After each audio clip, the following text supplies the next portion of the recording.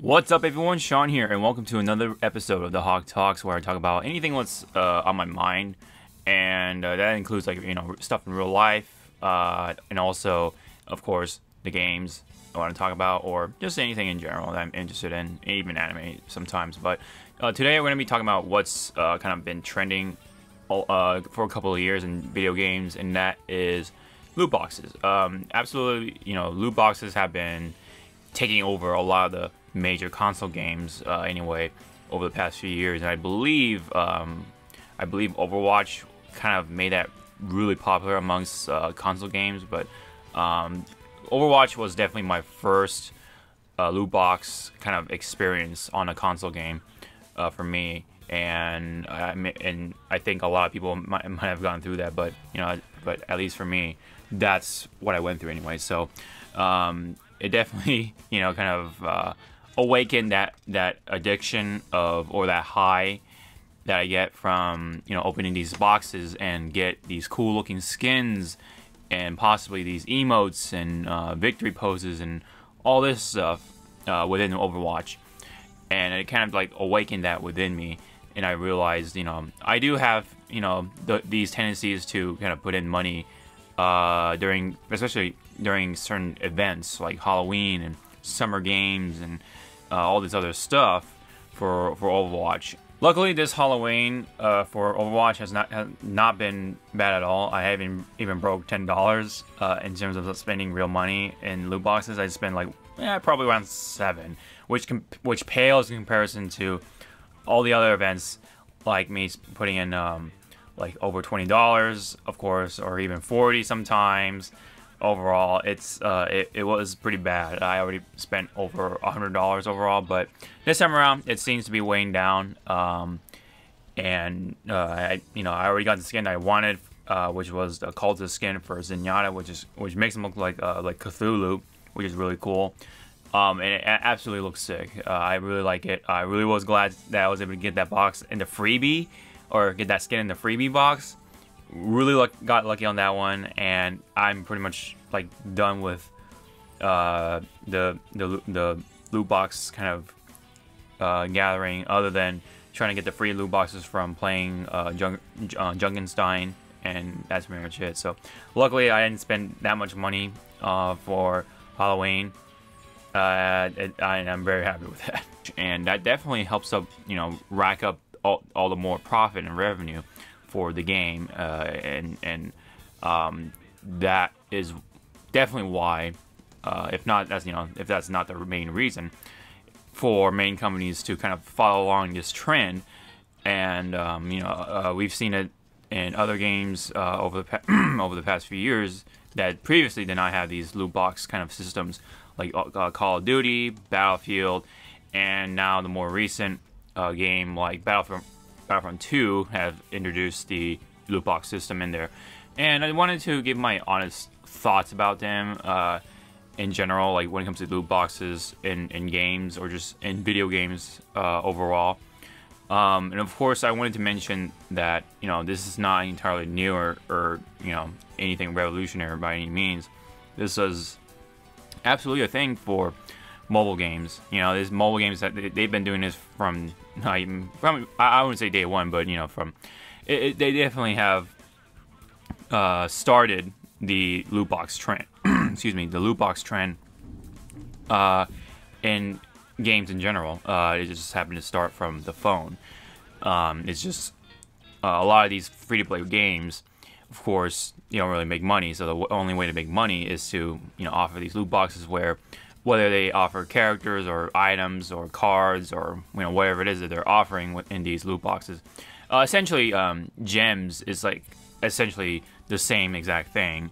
They're like these things where they help you get the opportunity to possibly obtain the 5-star or 4-star higher class items of any sort, or characters, in this randomly generated system. And these gems are just essentially boxes in disguise, or boxes in the boxes are gems in disguise. I don't know, whichever way you want to see it. By the way, these RNG things are have been growing amongst in video games. Even now, it's spreading over to console games. Overall, I mean, I feel indifferent about it. It really depends on how it's done. I think Overwatch is fair because, overall, it's all cosmetic. There's nothing absolutely that's, giving you any edge over anyone else in these games. If it's all cosmetic, these loot boxes are definitely welcomed because, they helps further support the game. I see it as a good thing. They don't, like I said, they don't really help you out with the game any easier. It just makes your characters look cooler. It's all cosmetic. It's making it look cooler for your experience, I guess, visually. And however, when it comes to games like Battlefield 1 even, or the more recent that's coming up, Battlefront 2 of Star Wars, yours truly by EA. Those, oh man, those come with abilities and credits to buy abilities, or upgrade or whatever it is you want to do, and it's pretty much the only competent way to actually progress, and it's through loot boxes. You barely get any credit when you play the game, as of right now, that is. Judging from what was the rate within the beta anyway. Maybe they might tweak around the rate once the final product comes out. But from what I see, I believe they really want to push you to get these loot boxes in order to really progress smoothly. Which is really unfortunate because this seems to be what Battlefront should have been in the first place. I think Battlefront, the first one on the PS4, once again, it was pretty fun for what it was. It was nothing much to it, and the content was very lacking, and a lot of it was blocked behind the season pass, which was $50 and all that stuff. And I think that was what kind of drove me off from Battlefront. And Battlefront 2, they kind of alleviate those things. You have free DLC, you have classes now, so the gameplay is a little deeper in a way, and they have space battles, and the space battles are really fun. And of course, I love playing it with friends and all that stuff. But now they kind of screwed it up by with this loot box system, because not only you get cosmetic stuff, you get something that actually kind of corresponds with the gameplay. In this case, abilities, upgrades, these cards that you equip with your characters essentially help you kind of play the game a little easier in a way. And so at the end of this, it means that people who are willing to spend more and more money have the edge over those ones who are less fortunate, who want to really keep a tighter budget or wallet, especially during the holidays, and they're gonna get the disadvantage within this game. It's and it's not, and these kind of things are definitely not new. They have been happening in other games. Essentially, they are pay to win kind of games, and unfortunately, it seems like Battlefront 2 is kind of falling into that. And I'm hoping that's not the case once the final product comes out, but that's what it seems like, judging from the beta. It's just so unfortunate because I actually had fun with playing Battlefront 2 with friends and all that stuff. But thinking about this, even in the back of my mind, is kind of it just really makes it unfortunate once it actually happens. I will still pick up the game, of course, but that's a whole other story. But loot boxes, it definitely can make or break the game, because loot boxes can of course generate further profit, and therefore they can further support the game. They can put more things in the game for you guys and all that stuff, and that's okay as long as it doesn't help you play the game easier. you know, if it's all cosmetic, it's all good. But if when it comes to like gathering credits and abilities to help you progress and upgrade your characters and help you play the game easier, that's not okay. That's definitely not okay. Absolutely not. That's where I draw the line between those loot boxes. Loot boxes should essentially be cosmetic only, of course, and I believe everyone else thinks that way. But unfortunately, video game companies, you know, nowadays love profit. They love that quick buck. They want to generate those numbers, so they force these developers to shoehorn these loot box systems that also include abilities, and they make it so that this is the only way they can gather these abilities and progress through the game and your characters, of course. So it's really unfortunate, but you know, it happens, and we just have to make the best of it. I just like to play the game and have fun with it, but yeah, it can get really bad to the point where it's not even fun anymore. And I'm really hoping that Battlefront 2 isn't the case, where these abilities don't really affect your characters all that much. I don't know. I think it all just depends on how bad it can be and stuff like that. But I'm just hoping that Battlefront 2 is still fun enough, even with this whole possible like pay to win kind of system with these loot boxes and all that stuff. But but overall, it really winds down to whether these loot boxes only have cosmetic stuff or not. It's, you know, it's just it's either a welcome feature or not, and it's like a 50-50 thing. And yeah, it's as long as it doesn't introduce any like abilities or characters that, you know, they're higher class, of course, that can just stay in the free-to-play mobile games. But unfortunately, that mobile game mentality is kind of merging into these AAA titles, such as Battlefront 2 from EA and stuff like that. I really hope that Battlefront 2 isn't going to be affected by that, but I'm just, you know, kind of preparing myself for it, and we'll see how the game turns out. There's also kind of a debate between whether it's gambling or not when it comes to loot boxes, and it really depends, I believe, because I mean, in a sense, yes, of course, like, you are kind of gambling in a way, but it's let me kind of lay it out. So let's take Overwatch for example. You are putting real money in hopes of getting these skins, right? It's in that sense, yeah, it's sort of like gambling, but it's not the bad kind of gambling that you see in Vegas. It's not the genuine essence of gambling. In my eyes, the essence of gambling is for you to gain money at the risk of putting in your own current account or amount of money that you have on you, in hopes of getting that profit. So of course, if you put in like $5 and then in the slot machine, but somehow you get $100, yes, of course, you made a profit, and therefore you definitely did the very definition of gambling, and you got away with $100 in your pocket. But when it comes to loot boxes that include items that don't allow reselling, it's not that kind of gambling, I believe. You don't really gain anything. You don't really gain a profit of some kind.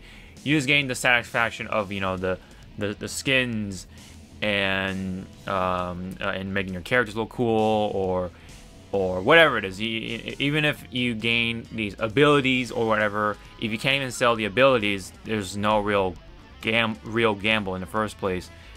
When it comes to like Las Vegas gambling or whatever.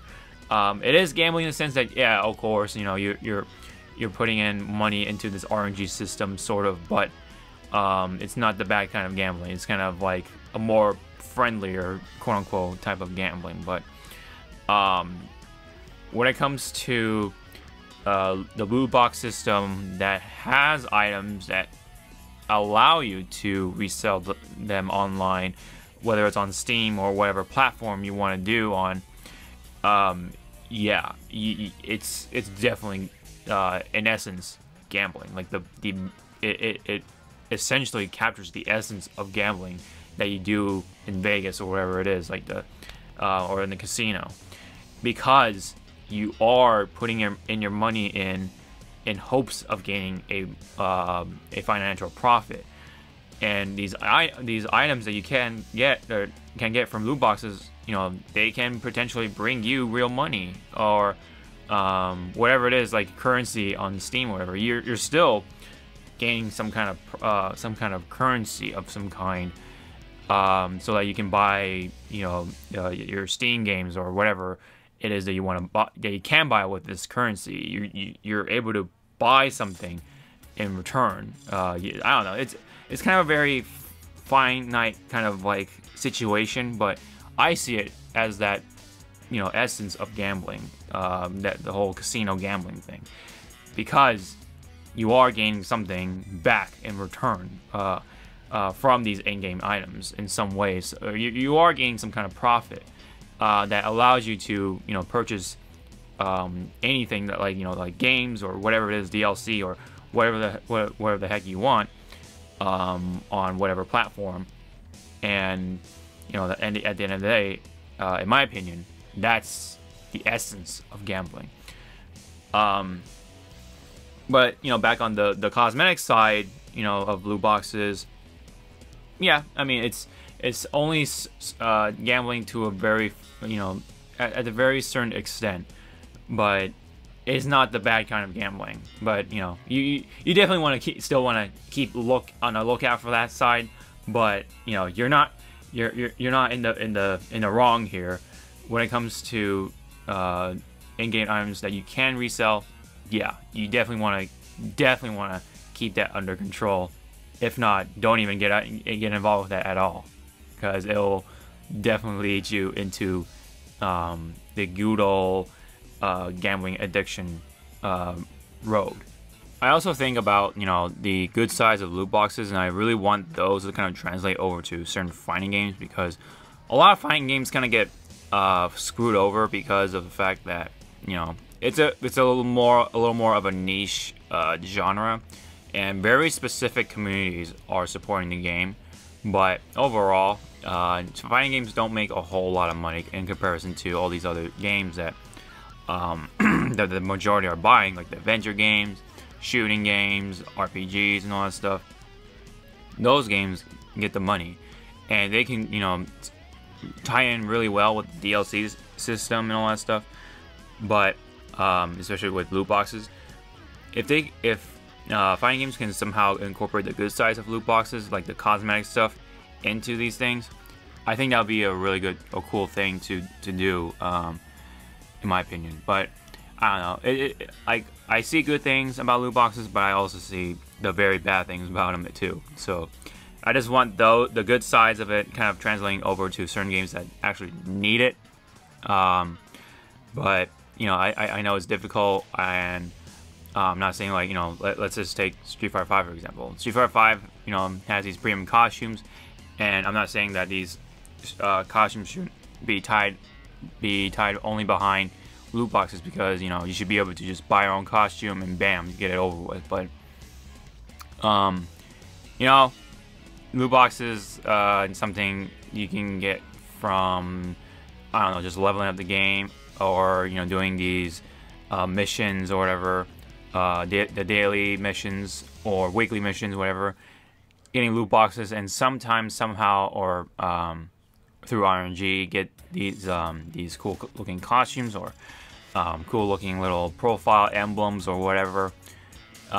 If they can somehow tie that in without really angering anyone, or most people anyway, I think that'd be a really cool thing. But, you know, it's something I definitely wouldn't hold my breath over, and it's just difficult. So, you know, you just kind of leave that be, and all these other games are just really shoehorning or abusing the loot box system, because there are people out there that will keep spending it more and more money just to get that high, going, and especially in mobile games. But it's becoming. It seems like it's becoming more and more of a standard thing with console games nowadays.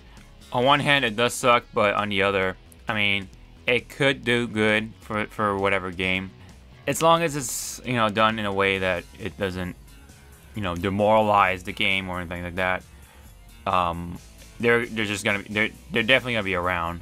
So in all, my overall thoughts for loot boxes is that as long as these loot boxes are cosmetic, I'm okay with it. But if they introduce, like, you know, gathering abilities or credits or anything like that to upgrade your characters in some way, to help you, you know, win the games easier in certain games, that's definitely not okay.